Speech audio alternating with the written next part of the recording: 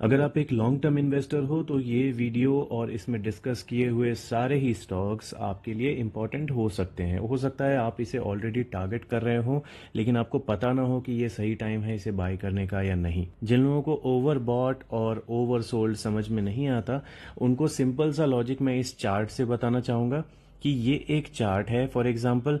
तो ये जब यहाँ पे गिर के इस पॉइंट पे आता है तो ये भी एक ओवरसोल्ड जोन है। अब यहाँ पे ये थोड़ा सा ही गिरा है लेकिन इसे हम ओवरसोल्ड नहीं बोलेंगे।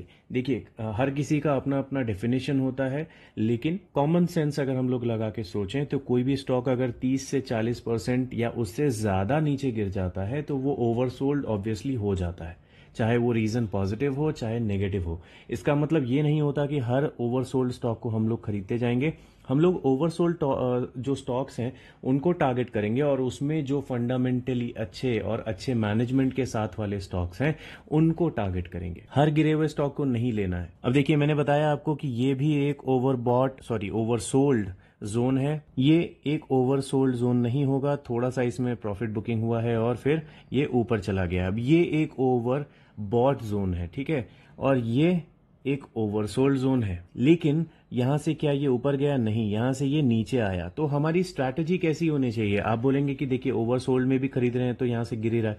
देखो वो थोड़ा बहुत तो लक रहता ही है ऑब्वियसली, है ना। कोई स्टॉक जो इतने साल से इतना अच्छा परफॉर्म कर रहा है वो अगर यहां से गिर जाए तो इसका कुछ ना कुछ रीजन होगा जो कि आपको मार्केट में पता चलेगा। हो सकता है आपके खरीदने के पहले या खरीदने के बाद, लेकिन किसी न किसी रीजन से ही ये यहां से नीचे गिरेगा। वो रीजन हमको देखना है कि वो रीजन बहुत ज्यादा इंपॉर्टेंट है क्या, या ये जो सेलिंग हुई है क्या ये स्विंग ट्रेडर्स ने किया है जिनको थोड़े टाइम में पैसे कमाने होते हैं।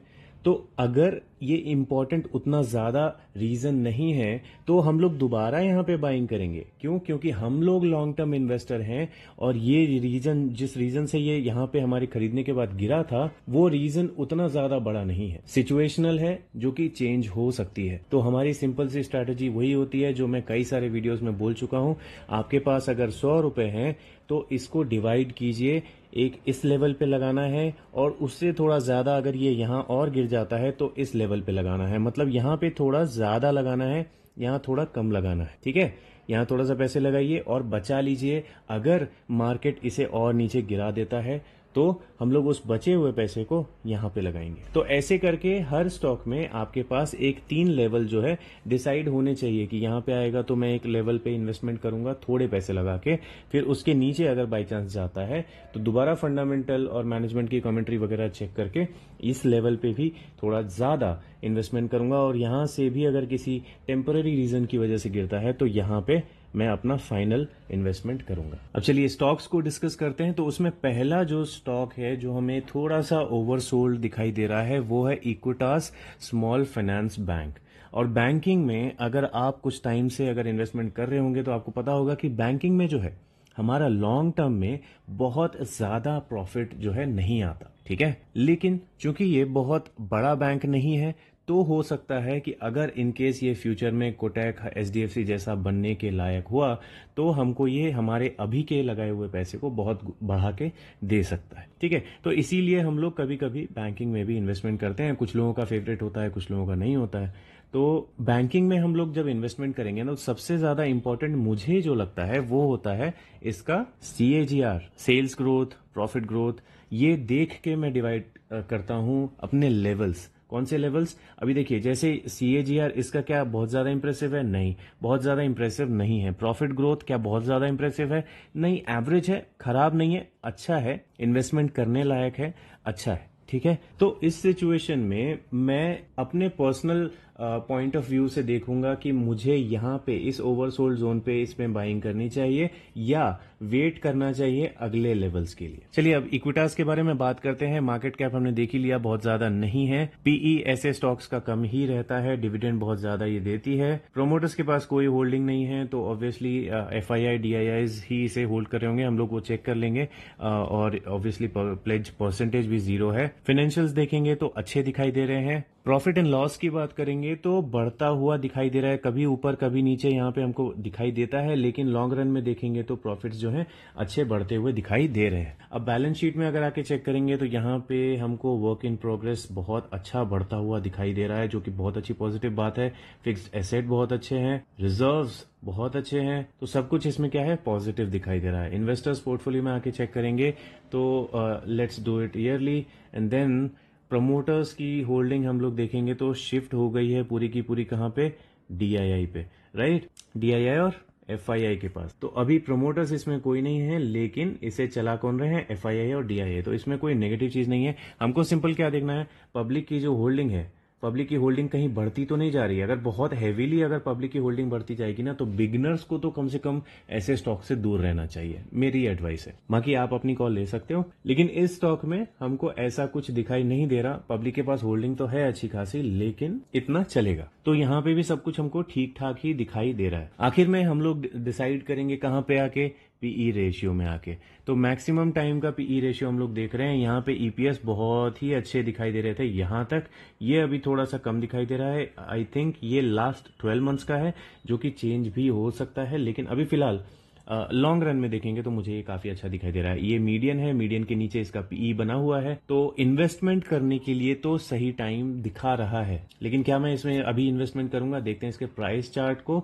तो प्राइस चार्ट को देखते हुए ऐसा लग रहा है कि ये एक सपोर्ट जोन था जिसको इसने यहाँ पे ब्रेक किया है, तो ये नीचे जाने के चांसेस ज्यादा रखता है। और जैसा हमने देखा था प्रॉफिट एंड लॉसेस में, सीएजीआर बहुत ज्यादा इंप्रेसिव नहीं है, तो इसमें नीचे के लेवल्स को टारगेट करना ज्यादा अच्छा रहेगा। लेकिन हर किसी की अपनी अपनी इन्वेस्टमेंट चॉइस होती है। जैसे मैं कभी कभी क्या करता हूँ, जैसे मुझे अगर 100 रुपए लगाने हैं तो मैं सिर्फ 10 रुपए यहाँ पे लगाता हूँ रिस्क लेने के लिए, कि क्या पता इसमें कुछ पॉजिटिव हो जाए और ये नीचे के लेवल टच होने से पहले ही ऊपर ही मूव कर जाए, तो मेरे से ये मिस ना हो। ठीक है, फोमो बोल सकते हो इसे एक तरह का, लेकिन सबका अपना अपना स्टाइल है। 10,000 मतलब 100 रुपए में 10 रुपए लगाने में मेरा उतना कुछ पैनिक मोड में नहीं जाऊंगा मैं, तो इसीलिए मैं इस तरह के एक्शंस लेता रहता हूं। आप चाहें तो इसे इग्नोर कर सकते हो और नीचे के लेवल को ही टारगेट करना चाहो तो कर सकते हो। अब आप पूछोगे मैं कहां बाइंग करने वाला हूं। देखो, अगर इसी महीने जुलाई के खत्म होने से पहले ये अगर 80 रुपए पे आता है, तो जो मैं आपको बोल रहा हूं ना 100 में 10 रुपए लगाने वाली बात,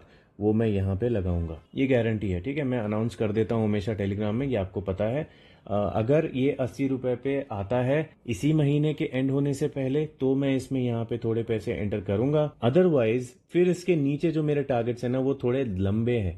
एक्चुअली यहाँ तक है, कहाँ तक, 65 रुपीज तक। मैं फिर से रिपीट कर रहा हूं, अगर 80 रुपीज पे ये आता है जुलाई मंथ में, तो मैं इसमें यहाँ पे एंटर करूंगा। और उसके बाद अगर ये मान लीजिए यहाँ पे आता है या नहीं आता, तो भी मेरी जो अगली सपोर्ट है, अगला जो मेरा टारगेट है, वो 65 रुपीज के आसपास है, जहां पे मैं ज्यादा कंफर्टेबल रहूंगा इस तरह की बैंकिंग कंपनी में इन्वेस्टमेंट करके आगे प्रॉफिट बनाने के लिए। मिलता है तो ठीक है, नहीं मिलता तो ये ऐसा तो स्टॉक नहीं है जो मेरे से मिस हो जाए और मैं बहुत अफसोस करूं। ठीक है, तो जो मेरी स्ट्रैटेजी थी मैंने आपको बता दी। अब अगला स्टॉक है टाटा टेक्नोलॉजीज लिमिटेड। बहुत ही फेमस स्टॉक है, और अगर आप टेलीग्राम में मेरे पोस्ट देख रहे हो तो इसका आईपीओ आने के टाइम पे ही मैंने आपको बता दिया था कि मैं इसे कहां पे टारगेट कर रहा हूं। देखो, उस टाइम में आया था तो 1200 1300 इस तरह के लेवल्स चल रहे थे, और लोग इतने पागल थे इसके पीछे।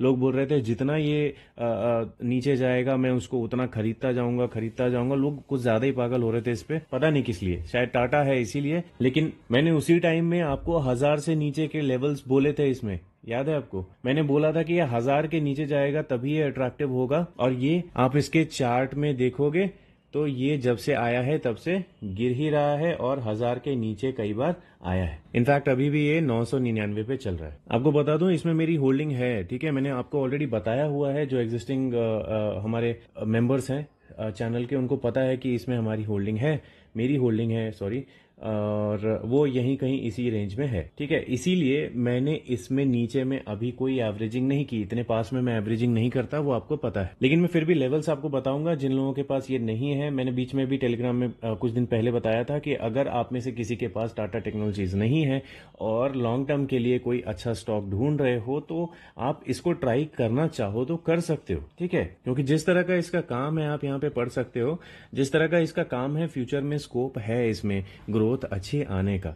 अभी बस बात यह है कि थोड़ा जो इसका वैल्यूएशन है वो महंगी लग रही है कई लोगों को, इसीलिए ये अभी भी अच्छे वॉल्यूम्स के साथ में रिकवरी नहीं कर पा रहा। ठीक है, लेकिन अभी देखिए डेट फ्री कंपनी है, डिविडेंड अच्छा देती है, प्रमोटर्स की होल्डिंग अच्छी है, इसमें से प्लेज कुछ भी नहीं किया हुआ है, तो कंपनी में खराब कुछ भी नहीं दिखा रहा। आरओसी आरओई भी देखेंगे तो काफी ठीक ठाक दिखाई दे रहे हैं। इन्वेस्टर्स पोर्टफोलियो में आएंगे तो ये हमेशा से ऐसे ही है, इसमें कोई चेंजेस नहीं आ रहे। और एफआईआई जो है इसमें कभी बाइंग कभी सेलिंग थोड़ी बहुत करती रहती है, लेकिन डीआईआई जो है वो भी एफआईआई को फॉलो कर रहे हैं, मतलब ये भी सेलिंग करते हैं फिर थोड़ी सी बाइंग करते हैं। लेकिन लॉन्ग रन में देखेंगे तो जब स्टार्टिंग में ये स्टॉक आया था उस टाइम में जो बाइंग हुई थी उसके बाद इसमें सेलिंग हुई है। ऑब्वियसली एफआईआई और डीआईआई ही मार्केट को मूव कराते हैं, तो इसीलिए आपको ये स्टॉक नीचे गिरता हुआ दिखाई दिया है। लेकिन जो मेन रीजन है वो है इसकी ईपीएस का नीचे गिरने का। तो ईपीएस नीचे गिरा है, इसने इसमें और आग में घी का काम किया है और इसीलिए इसमें रिकवरी नहीं आ रही।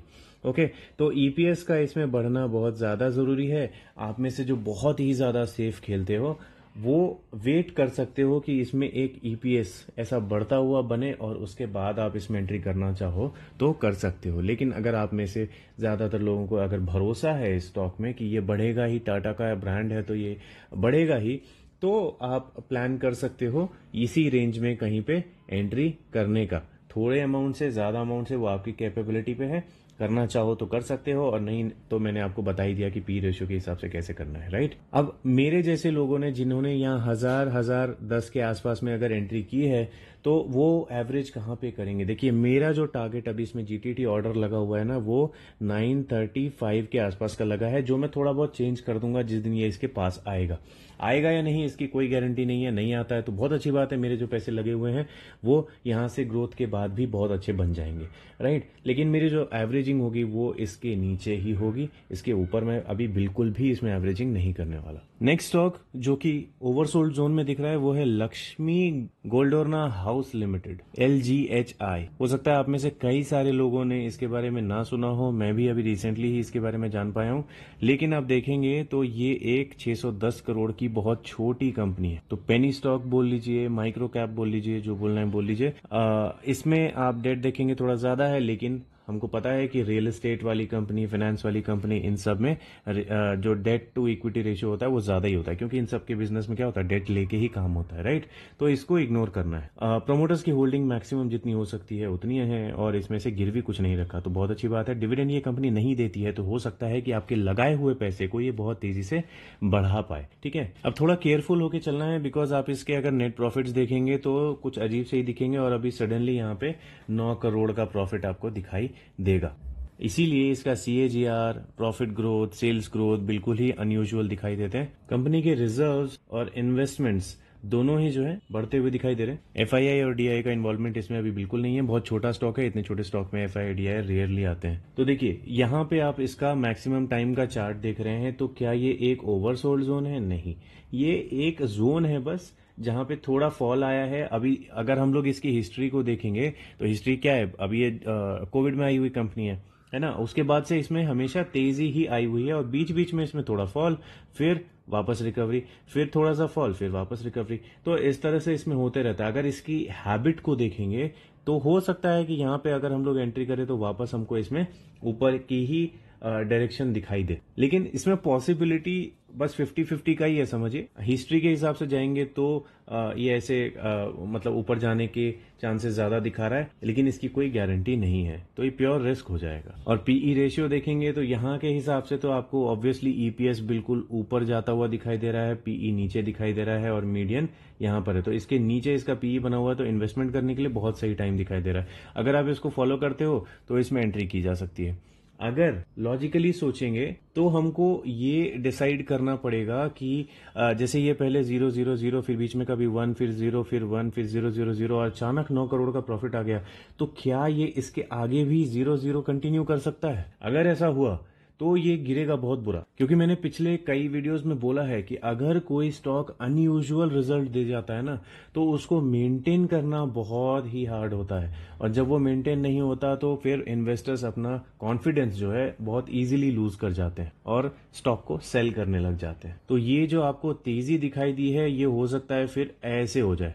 अचानक से ही, क्योंकि सब एक साथ इसे सेल करना चाहेंगे। तो अब इसमें क्या करें? देखिए, इसमें ये कर सकते हैं कि अगर आप रिस्क लेते हो रेगुलरली, तो रिस्क लेने के लिए आप अभी जिस लेवल पे ये आपको मिल रहा है ना, क्या प्राइस चल रहा है 292, हाँ 292 के आसपास अगर आपको इसमें थोड़ा रिस्क लेना है तो आप बहुत थोड़े अमाउंट से ले सकते हो। लेकिन मेरे से पूछोगे तो मैं इसमें एंट्री अभी नहीं कर रहा।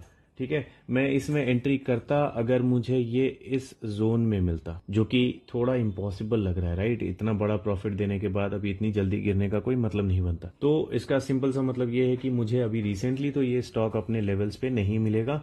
हो सकता है मेरे से ये हमेशा के लिए मिस हो जाए, कुछ भी हो सकता है। तो देखते हैं, मैंने अपना मन बना रखा है कि मैं इससे इसी जोन पे ले पाऊंगा। इससे ऊपर में मैं किसी भी रियल एस्टेट वाले स्टॉक में कंफर्टेबल फील नहीं करता। लेकिन अगर आप रिस्क लेने वाले हो, थोड़ा स्विंग ट्रेडर वाले हो, तो आप देख सकते हो इस जोन में कोई खराब नहीं है ये स्टॉक अभी। ठीक है, और चाहते हो कि मैं कोई लेवल बोल ही दूं तो 275 देख लेना, अगर आता है तो आप ले सकते हो यहाँ कहीं पे, जहाँ पे ये एक सपोर्ट बना रहा है। अगला स्टॉक है Uniparts India limited. Small cap micro cap को टारगेट करने वालों को बहुत अच्छे से पता है स्टॉक के बारे में। Micro cap kind of stock है ये। प्रोमोटर्स की होल्डिंग जबरदस्त है, डिविडेंड बहुत बड़ा देती है, डेट फ्री बोल सकते हैं, और काम जो है इसका बहुत अच्छा फ्यूचरिस्टिक काम है। इसका चार्ट देखेंगे तो इसमें हमने इन्वेस्टमेंट किया था यहाँ पे 500 के लेवल पे मई मंथ में, और मैंने बताया भी था इससे पहले, इन्वेस्टमेंट करने से पहले ही मैंने टेलीग्राम पे बता दिया था कि मैं इसमें कहाँ इन्वेस्ट करूंगा, और इन्वेस्टमेंट जब मैंने किया था तो मैंने टेलीग्राम में अनाउंस भी कर दिया था। ठीक है, अभी देख सकते हैं उससे थोड़ा ही नीचे ये चल रहा है, लगभग 0.90% के लॉस में अभी ये चल रहा है। यहाँ से ये नीचे गिर सकता है क्या? बिल्कुल गिर सकता है। अगर इसका पीई रेशियो देखेंगे तो ये यहाँ पे जो ईपीएस है इसका बहुत गिरता हुआ है, और पीई जो है ऊपर उठा हुआ है। तो बिल्कुल ही ये बोल रहा है कि इसमें इन्वेस्टमेंट ना करें। तो मैंने इसमें क्यों इन्वेस्टमेंट किया? मैंने भाई बहुत छोटा इन्वेस्टमेंट किया है इसके काम को देख के सिर्फ। एक तो ये माइक्रो कैप कंपनी है, देखिए बहुत सारी डिसीजन जो होते हैं ना, फंडामेंटल में बहुत सारी चीजें सोच के करने पड़ते हैं। क्या इस कंपनी पे बहुत बड़ा डेट है? नहीं। क्या इसके पास फ्री कैश फ्लो नहीं है? है। क्या इसके प्रोमोटर्स ने अपना कॉन्फिडेंस लूज किया है? देख लेते हैं, चलिए यहाँ पे देखते हैं।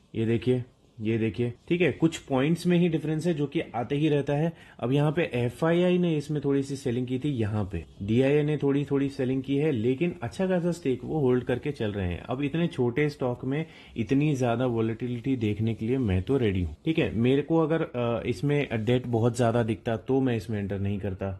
मुझे अगर इसमें थोड़ी बहुत प्लेजिंग दिखती तो मैं इसमें एंटर नहीं करता। अभी स्टॉक इतना छोटा है, इस तरह के स्टॉक में अगर मैं रिस्क नहीं लूंगा तो मैं किस में लूंगा? ऊपर से इसका वर्क इन प्रोग्रेस देखेंगे तो ये भी 7 से 13 हो गया है। अब आई एम होपिंग कि इसका जो ये प्रॉफिट गिरा है, ये प्रॉफिट आगे आने वाले टाइम में ऊपर जाए। अगर नहीं जाता तो मेरे पैसे यहाँ पे बर्बाद हो सकते हैं, लेकिन मुझे ऐसा स्ट्रांगली लगता नहीं है कि मेरे पैसे इसमें बर्बाद होंगे। ये ग्रो ही करेंगे टाइम के साथ। लेकिन इसको देख के तो बिल्कुल मेरा सजेशन ये रहेगा कि इसमें आप अभी एंटर ना करो जब तक इसमें रिकवरी नहीं आती, ये पीई मीडियन के नीचे नहीं जाता, तब तक इसमें एंट्री मत करो अगर आप एक हैवी अमाउंट लगाने वाले हो तो। अगर आप पूछते हो कि साहब ऐसा ही फंडामेंटल रहेगा मान लो कुछ टाइम तक, तो हम लोग इसमें कहाँ पे बॉटम टू बॉटम कहाँ पे एंटर कर सकते हैं, तो मैं 2 लेवल्स आपको बता देता हूँ, आप चूज कर लेना आपको करना है या नहीं। पहला लेवल है नीचे में 465 के आसपास, 465 के आसपास। ठीक है, इसके नीचे अगर आपको जाता हुआ मिले तो आप थोड़ा अमाउंट ले सकते हो। और फाइनल जो मैंने टारगेट इसमें सेट करके रखा है वो है 380 का, कि इससे नीचे अगर ये चला गया ना तो मैं इसमें एंटर नहीं करूंगा। 380 के आसपास में मैं इसमें फाइनल बोल सकते हैं, फाइनल एक एवरेजिंग करूंगा और उसके बाद आई एम डन। लेकिन आई एम नॉट होपिंग कि ये 380 पे जाए। ठीक है, मैं ऐसा नहीं बोल रहा कि 380 पे जाएगा, तो गलत मत समझ लेना। मैं ये नहीं बोल रहा कि 465 पे जाएगा, लेकिन मैंने 2 लेवल्स डिसाइड करके रखे हैं। अगर यहाँ पे जाता है तो मैं एवरेजिंग करूंगा, ऐसा मैंने सोच रखा है। ठीक है, क्योंकि स्टॉक के हालात जो है अभी ठीक नहीं दिखाई दे रहे। रिकवरी आती है तो ऑब्वियसली जो टारगेट्स हैं वो बहुत ऊपर ऊपर के आने शुरू हो जाएंगे। अभी के टाइम पे इसे इग्नोर कर सकते हैं। चलिए, वीडियो बहुत स्लो जा रहा है, अभी थोड़ा इसे फास्ट करते हैं। अगला स्टॉक है पूना वाला फिनकॉर्प। डिविडेंड देने वाली कंपनी, होल्डिंग बहुत अच्छी है प्रमोटर्स की, और फाइनेंशियल्स कुछ खास नहीं दिखाई दे रहे। लॉन्ग टाइम का चार्ट देखेंगे तो धीरे धीरे ऊपर जाने वाली कंपनी एक बड़े फॉल के बाद बहुत तेजी से ऊपर जाती हुई दिखी है और ये है हमारा ओवरसोल्ड होने का रीजन। तो क्या ये हमारी एंट्री है? देखिए इसके पीई रेशियो को देखें तो ऐसा लग रहा है कि ईपीएस जो है वो काफी अच्छा दिखाई दे रहा है, पीई बहुत नीचे दिखाई दे रहा है। अगर इसको हम लोग चेंज करके 3 साल का कर देते हैं तो ये नॉर्मली बढ़ता हुआ और मीडियन के नीचे इसका पीई दिखाई दे रहा है। ठीक है, तो इस 3 साल वाले जोन में तो ये एंट्री के लिए अच्छा टाइम दिखा रहा है। लेकिन इसको वेरीफाई हम लोग करेंगे कैसे? प्रॉफिट एंड लॉस को एक बार जाके चेक करते हैं, क्या ये हमेशा बढ़ता हुआ दिखा है? तो ये ईपीएस अगर बढ़ रहा है तो प्रॉफिट भी बढ़ता हुआ हमको दिखेगा ही। इसके सीएजीआर वगैरह चेक करेंगे तो सीएजीआर, प्रॉफिट एंड लॉस वगैरह जो है थोड़ा डिफ्रेंशिएट करते हैं। जैसे यहाँ पे 21, 28, 57, 85 तो ये ऊपर नीचे हुआ है, इसका मतलब ये है। अदरवाइज ये कैसा दिखता? या तो ये 21 के आसपास 20 की रेंज में होते सारे के सारे, है ना, 10 साल, 5 साल, 3 साल वाले भी 20 की रेंज में होते। अब इसमें वॉलेटिलिटी है, इसीलिए ये हमको यहाँ 21, 28, फिर 57 और 85 दिखाई दे रहा है, राइट। शेयर होल्डिंग पैटर्न में आके चेक करेंगे तो प्रमोटर्स ने अपना स्टेक लगभग ना के बराबर कॉन्फिडेंस लूज किया है। एफआईआई ने भी वही सेम अपने स्टेक को होल्ड किया है और डीआईआई ने भी अपने स्टेक को होल्ड किया है। बात करेंगे पब्लिक की, तो पब्लिक ने यहाँ पे थोड़ी बहुत सेलिंग की है। अब मेरा कॉल यहाँ पे क्या रहेगा? मेरा कॉल ये है कि मैं इसमें इस एवरेज पे, ये जो सपोर्ट है, सॉरी एवरेज नहीं सपोर्ट, इस सपोर्ट के आसपास में मैं यहाँ पे एंट्री करना चाहूंगा 350 के आसपास। ठीक है, लेकिन चूंकि इसका जो प्रॉफिट एंड लॉस में हमने देखा सीएजीआर, प्रॉफिट एंड लॉस वगैरह जो है बहुत ज्यादा अट्रैक्टिव नहीं दिखा, हमें थोड़ा सा कंफ्यूजिंग दिखा, वॉलेटिलिटी दिखी, तो हो सकता है कि इसमें एक फॉल दिखाई दे। देखिए अभी अगर इसको मैक्सिमम करते हैं या 5 साल करके देखें, नहीं 10 साल, हाँ ऐसे देखिए, अभी यहाँ पे क्या इसमें हिस्ट्री नहीं है गिरने की? है, गिरने की बहुत ज्यादा हिस्ट्री है। हो सकता है अगर उस टाइम में हम इसे चेक कर रहे होते तो यहाँ पे कहीं पे एंट्री कर जाते और उसके बाद फिर इसमें हमको फॉल देखने को मिलता है ना। तो एक बार जब बड़ा फॉल दिख जाता है ना तो उसके बाद दोबारा इसमें एवरेजिंग करना थोड़ा मुश्किल होता है। ये हम लोग रिलेट कर सकते हैं इस बात को, राइट। किसी पे अगर हम लोग समझे कि हाँ ये इतना गिर गया, अब कितना गिरेगा, यहाँ पे एंट्री कर जाते हैं, तो यहाँ एंट्री करने के बाद दोबारा यहाँ पे एवरेजिंग करने में थोड़ी हमको घबराहट होती है, राइट। तो वही यहाँ पे हो सकता है कि हम लोग यहाँ पे 350 का टारगेट लगाएं और जैसे ये यहाँ से इससे ज्यादा गिरा था, हो सकता है यहाँ से गिर के और ये 250 पे आ जाए, 200 पे आ जाए, कहीं पे आ जाए। तो आप वहां पे कॉन्फिडेंस लूज मत कर जाना, ठीक है। एवरेजिंग करने के लिए हमेशा अच्छे स्टॉक्स में रेडी रहना चाहिए हमें। लेकिन इस स्टॉक में मैं यहाँ पे एवरेजिंग करूंगा 350 में, थोड़ा अमाउंट में लगाऊंगा, ये मेरा प्लान है। इसके नीचे में मेरे एवरेजिंग के टारगेट्स कहाँ पे हैं वो आगे आने वाले वीडियोस में मैं बताऊंगा तो ज्यादा अच्छा रहेगा। लेकिन एक आइडिया दे देता हूँ, अराउंड 320 के नीचे जब ये जाने लग जाएगा तब मैं इसमें दोबारा एवरेजिंग करूंगा 350 के बाद, ठीक है। लेकिन एक चीज क्लियर कर दूं, 350 के जो टारगेट्स हैं मेरे वो सिर्फ जुलाई के हैं, इसी महीने के, ठीक है, ज्यादा दिन बचे नहीं है। तो ये टारगेट्स मेरे चेंज भी हो सकते हैं लेकिन रहेंगे लगभग इसके आसपास ही। तो वो मैं आपको टेलीग्राम पे या आगे किसी एक डेडिकेटेड वीडियो में बता दूंगा। अगला स्टॉक है टाटा स्टील लिमिटेड, जो कि मेरे बहुत ज्यादा फेवरेट्स में नहीं आता। रीजन, एक तो रीजन है इसका मार्केट कैप ऑलरेडी बहुत ज्यादा बड़ा हो चुका है, तो यहाँ से कितना ये ज्यादा बड़ा हो जाएगा, ये एक बात है। डेट देखेंगे तो डेट क्या ही बात करें टाटा की कंपनी पे, लेकिन ठीक है, डेट टू इक्विटी रेशियो थोड़ा ज्यादा दिखाई दे रहा है। प्रमोटर्स की होल्डिंग ठीक ठाक है। अगर इन्वेस्टर्स में जाके चेक करेंगे तो यहाँ पे ठीक ठाक इसलिए है क्योंकि एफआईआई और डीआईआई बहुत ज्यादा स्टेक होल्ड कर रहे हैं, तो इसमें कोई प्रॉब्लम नहीं है, बहुत अच्छा दिखाई दे रहा है। मेरे को जो प्रॉब्लम है वो इसके टेक्निकल चार्ट से है। देखिए ये जो वेव है ना, मुझे ये वेव्स वाले स्टॉक्स पसंद नहीं आते। अब इसके बहुत हाई चांसेस हैं कि ये यहाँ पे भी एक वेव बनाना शुरू कर दे और कई साल तक यही करता रहे। तो इस तरह के स्टॉक्स में जनरली मैं क्या करता हूं, मैं बॉटम में इन्वेस्ट करता हूं, ऊपर निकाल देता हूं, फिर बॉटम में इन्वेस्ट करता हूं, ऊपर निकाल देता हूं। मैं ये इतना ही करता हूं। साइक्लिकल जो काम करते हैं ना स्टॉक्स, मैं उसकी कैटेगरी में इसको रखता हूं और इसमें स्विंग ट्रेडिंग वाले प्रॉफिट्स अगर मैं बनाना चाहूं तो मैं बनाता हूं। स्विंग ट्रेडर्स जो होंगे वो इस तरह के स्टॉक्स को ज्यादा टारगेट करते होंगे जिसमें ऑलरेडी हिस्टोरिकल डेटा में हमको पता चल जाता है कि ये लगभग कहाँ पे हमें सेल करना है और प्रॉफिट बनाते रहना है। तो इसीलिए मैं इस तरह के स्टॉक से दूर रहता हूं। मैं इसमें अभी दूर रहूंगा, लेकिन फिर भी किसी भी रीजन से अगर ये अचानक से गिर के 120 के नीचे जाता है ना तो मुझे एक बार याद दिलाना, मैं फिर आपको इसमें एक लेवल बताऊंगा जिसमें शायद मैं भी एंटर करूं। लेकिन ऐसे चांसेस थोड़े कम ही लग रहे हैं। लेकिन फिर भी अगर कभी 120 के नीचे दिखा तो आप मुझे बता सकते हो। और हाँ, ये ओवर सोल्ड तो बिल्कुल नहीं है, इतना सा जो फॉल होता है ये कुछ भी नहीं है इसमें, है ना। तो इसलिए इसको हम लोग ओवर सोल्ड नहीं बोलेंगे, ओवर सोल्ड बोलेंगे इसे। किसका चार्ट है ये? तत्वा चिंतन का। तो कई सारे लोगों की चिंता का कारण है ये तत्वा चिंतन, क्योंकि कई सारे लोग इसमें इन्वेस्टेड हैं। मार्केट में बहुत ज़्यादा इसकी पब्लिसिटी हुई थी, उसकी वजह से लोगों ने इसमें बहुत ऊपर ऊपर के लेवल में एंटर किया हुआ है। मैंने भी किया हुआ है और अच्छे खासे लॉस में हूं मैं इसमें, लेकिन मैं इसमें पॉजिटिव हूं। ठीक है, मैंने लॉन्ग टर्म के लिए इन्वेस्टमेंट किया है, हर स्टॉक मेरा लॉन्ग टर्म के लिए ही रहता है, तो इसमें भी मैंने लॉन्ग टर्म के लिए किया हुआ है। अब देखिए, इसमें बात करते हैं थोड़े फंडामेंटल्स की। अभी देखिए, डिविडेंड वाला स्टॉक है, प्रमोटर्स इसमें कॉन्फिडेंट है, प्रमोटर्स छोड़ के नहीं भाग रहे और उनके ऊपर कोई डेट भी नहीं है, फाइनेंशियल्स भी ठीक है। तो टाइम की बात है। अभी ये स्टॉक का पी जो है ना, ये थोड़ा गड़बड़ है। बस स्टॉक का पी एक रेंज में आ जाए, एक अच्छा 20, 30, 40 का एक बार पी आ जाए इसका। देखिए, पीयर्स में अगर कॉम्पिटिटर्स जाके चेक करेंगे तो इनका पी क्या चल रहा है, उसी रेंज में चल रहा है लगभग, राइट। तो बहुत ज्यादा भी इसका पीई नहीं है। लेकिन हाँ, जो इनमें अभी जैसे दीपक नाइट्रेट है 50 पे चल रहे हैं, टाटा केमिकल 55 पे चल रहे हैं, तो ये 80-90 का जो पीई है ये कम होके अगर 50 के आसपास आता है तो शायद मुझे ऐसा लगता है कि इसमें बाइंग वगैरह देखने को हमें मिल जाएगी। अभी इसका इसीलिए हम देखिए ईपीएस प्रॉफिट्स वगैरह भी इसके गड़बड़ हो रखे हैं। तो इसके मैनेजमेंट का आप अगर कमेंट्री वगैरह सुनेंगे ना, तो वो लोग अभी खुद ही बोल रहे हैं कि अभी काम खराब किस लिए हो रहा है। केमिकल इंडस्ट्री वैसे ही पिटी हुई है बहुत ज्यादा अभी, तो इसको तो पिटना ही था, है ना, क्योंकि इसके ट्रांसपोर्ट वगैरह में कुछ इश्यूज थे, ऐसा कुछ बोला था उन्होंने। आप कमेंट करके बता देना अगर डिटेल में आपको पता है तो। इसका पीई ऊपर जा रहा है, ईपीएस नीचे जा रहा है, बिल्कुल भी ये पीई रेशियो जो है मना कर रहा है इसमें एंट्री करने के लिए। लेकिन यहाँ पे एफआईआई को देखेंगे तो एफआईआई अपना कॉन्फिडेंस लूज नहीं कर रहे, है ना। डीआईआई को देखेंगे तो डीआईआई भी थोड़ी बहुत सेलिंग जरूर कर रहे हैं, लेकिन छोड़ नहीं रहे इसे। तो कुछ ना कुछ है इसमें जो मुझे लगता है कि शायद आगे जाके ये ऊपर जाना चाहिए। अब देखिए, मैं अपनी जो बात बता रहा हूं, मैं इसमें जो करने वाला हूं वो जरूरी नहीं है आपको करना है, लेकिन मैं इस स्टॉक में अराउंड 940 के नीचे में एंट्री एक करने वाला हूं, नॉट एंट्री, एवरेजिंग। मेरे पास ऑलरेडी ये स्टॉक है, ठीक है, इस रेंज में कहीं पर है मेरे पास ये, और मैं इसमें 940 में एक एवरेजिंग करूंगा और ये मेरी फाइनल एवरेजिंग होगी। इसके अगर ये नीचे जाता है 500 पे भी जाएगा ना, तो मैं इसमें दोबारा एवरेज नहीं करूंगा। इस साल की बात कर रहा हूं मैं। इस साल का मेरा जो लोएस्ट टारगेट है वो 940 या उसके आसपास, नीचे ऊपर जहां भी आप बोलिए, इसके नीचे मैं इसमें एंटर नहीं करूंगा। मैं एवरेजिंग क्यों कर रहा हूं? क्योंकि मेरा ये लोएस्ट पॉसिबल टारगेट है इसमें, ठीक है। लोएस्ट पॉसिबल जो एसआईपी लेवल होता है, सपोर्ट लेवल होता है, वो है। तो मैं इस तरह के बुरे फंडामेंटल्स जिसमें अभी चल रहे हैं, देखिए फंडामेंटल्स ये भी हैं जो कि बहुत अच्छे दिखाई दे रहे हैं, राइट।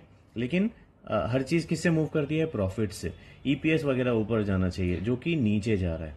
तो इस तरह के स्टॉक्स में मैं जो है रिस्क लेता हूं, लेकिन बहुत नीचे जाके रिस्क लेता हूं, ठीक है, बहुत ही नीचे जाके रिस्क लेता हूं। तो वही उसी लेवल पे ये अभी पहुंचा हुआ है ना। तो इसलिए अगर 940 के आसपास या इसके नीचे मुझे मिलेगा तो मैं इसमें एंट्री करूंगा। ये मेरी स्ट्रैटेजी है। आप इसे इग्नोर करना चाहो इग्नोर कर सकते हो, अगर रिस्क लेना चाहो मेरे साथ तो आप रिस्क ले सकते हो, ठीक है गाइस। तो इस वीडियो में हम लोग इतने ही स्टॉक्स रहने देते हैं। आगे आने वाले वीडियोस में हम लोग दो तरह की डिस्कशन करेंगे। एक तो ऐसे ही ओवरसोल्ड जो स्टॉक्स हैं उनको हम लोग एक बार चेक करेंगे, और एक सेट ऑफ स्टॉक्स हम लोग ऐसे चेक करेंगे जो कि बहुत ही अच्छे स्टॉक्स मुझे लगते हैं फ्यूचर के लिए, जिसमें हमें मल्टी बैगर रिटर्न मिल सकते हैं। लेकिन ऐसा कोई जरूरी नहीं है कि उसमें आपको एंट्री अभी के अभी मिल जाएगी। हो सकता है वो सारे स्टॉक्स, सारे नहीं, कुछ स्टॉक्स बहुत ही ज्यादा हाई पे हो, कुछ स्टॉक्स मिड में हो, अपने टारगेट सपोर्ट वगैरह के आसपास हो, तो वो सब हम लोग चेक कर लेंगे। तो इस तरह के वीडियोस जो है आगे आने वाले हैं। तो स्टे ट्यून्ड एंड मिलते हैं अगली वीडियो में।